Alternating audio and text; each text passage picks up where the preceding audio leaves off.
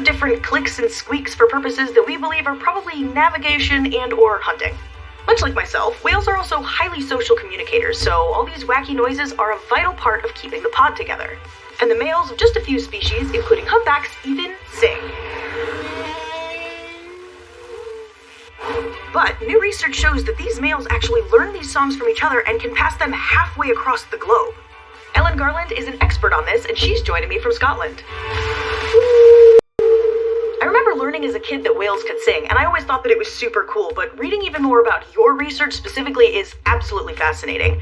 It kind of puts whale song in a cultural context, right? So can you tell me a bit about that? So we're trying to understand how and why humpbacks are actually singing, and then how they're learning these different songs and how they're passing them across this really vast region. So just for clarity, can you explain what you mean by passing it through different regions? So each population sings their own song each year, but the song is constantly evolving, it's constantly changing, and all the males in the population will accumulate, they'll learn those changes, and the song moves forward in small to large steps. But what we found in the South Pacific is those songs, those whole song types, are then passed to the next neighbouring population, and they learn it really rapidly and really quickly, and then it's passed to the next one and the next one. So we have this whole large chain of populations where songs are passed from populations in the west to populations in the east, and it's their entire song display. So they'll be singing this song, it's great, and then a brand new one will come in with a completely different arrangement, and they'll abandon that current display for this brand new display really rapidly, and that's an insane cultural change. I almost want to compare this with our own human fashion trends, you know? In the 90s, everyone's wearing one thing, the 2000s come along, and we adopt a whole new style, and like with whales, it's kind of our way of finding a mate too, right? Having good sense of style? It's a great analogy. A really cool new outfit comes in and everyone wants to wear it, wants to be seen in it, and then another one comes in, and it's just these waves of these cultural changes. The humpback song has all the hallmarks of a sexually selected signal, so whether they're displaying to a mate, whether it's to do with male-male competition, or both in a multi-message signal framework. So if you're singing something new, these new songs just jump out, they really stand out. So you would assume that a female, they're going to definitely hear these differences, and what that conveys to a potential mate, well, you know, that's a massive question.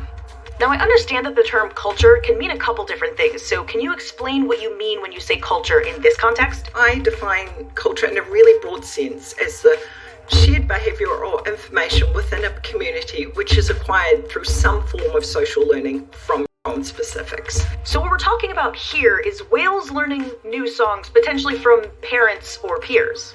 Absolutely. So parents to offspring is actually vertical cultural transmission, and peers is horizontal transmission. We don't know exactly, of course, the function of the songs and what content is in there, and obviously this is a population identifier, so there's information on that. It's information that it's a mature male, and obviously he would be ready to mate. So that sort of is the information thus far I think we can safely talk about as part of the song.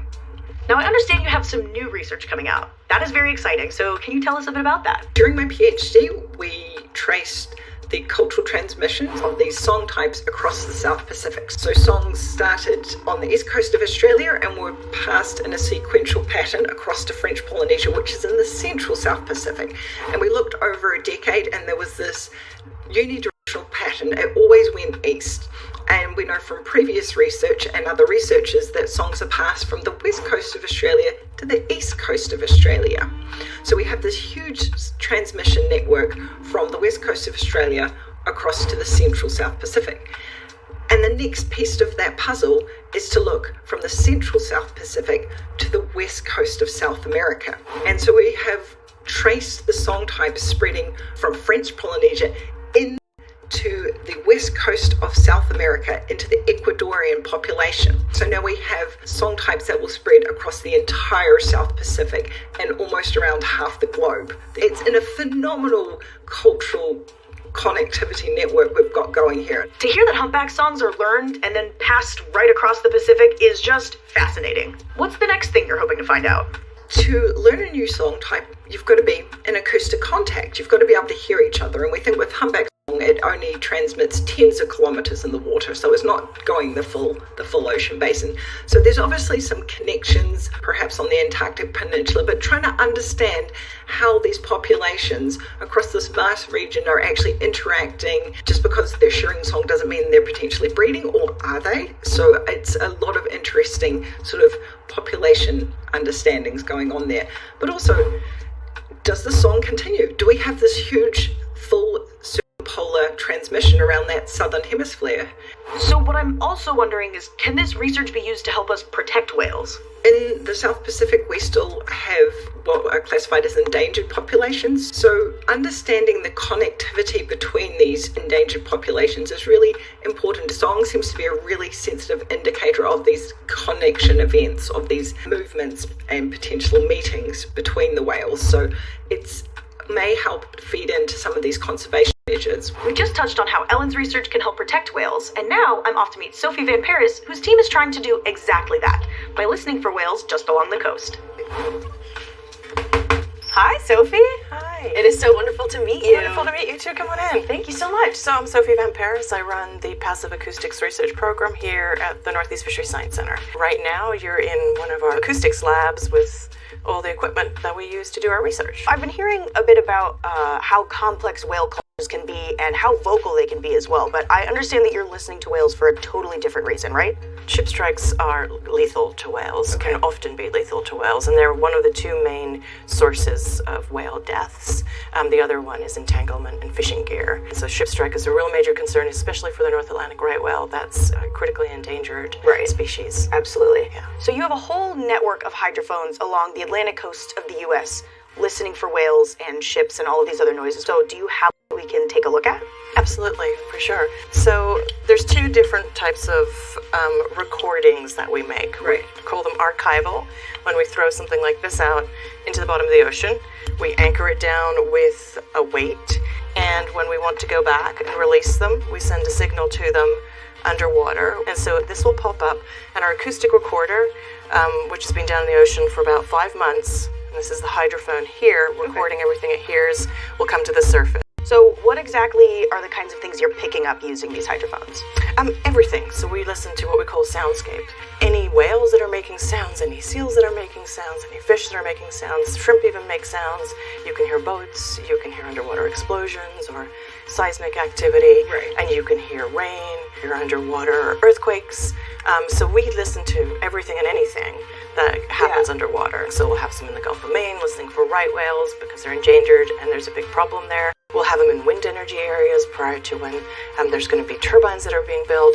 But in terms of ship strike, we tend to use recorders that are at the surface and not down at the bottom. So they're not archival, they're called real-time. So those real-time ones we tend to also put in areas where we know there's a lot of shipping. So it'll be in a shipping lane or in an area where there's going to be concentrated vessels active. So what happens is once you hear a sound, there's a little computer on board that actually is going through listening for different sounds of different whales. And once it hears them, it'll send that information up via satellite. It then goes to one of our research assistants in the group. She'll check it just to make sure the computer didn't make a mistake. Yeah. And then what we do is we send that information off to our regional office. And they will push that information out and put in place things that are called these dynamic management areas. They're really kind of these boxes that you draw around the sound that are put in place, and they warn mariners that whales are there, particularly North Atlantic right whales, and they need to slow down. So if we get the ships to slow down, how much of a difference does that really make? There's been a bunch of studies that have showed that slowing down, particularly to under 10 knots, whether it's a large ship or a small ship, can make a real difference in terms of the ability of the whale to survive the strike. Okay. And so I would imagine that with very few, I think around 350 North Atlantic right whales left on Earth, that this is probably something that's really important to help protect them, right? Absolutely. Anything we can do is going to be important to help protect them, particularly with ship strike. If the boat's going too fast, it can be lethal. It can really injure the animal. We really don't want that to happen. We have too few of these North Atlantic right whales out there. Sophie, thank you so much for speaking with me today.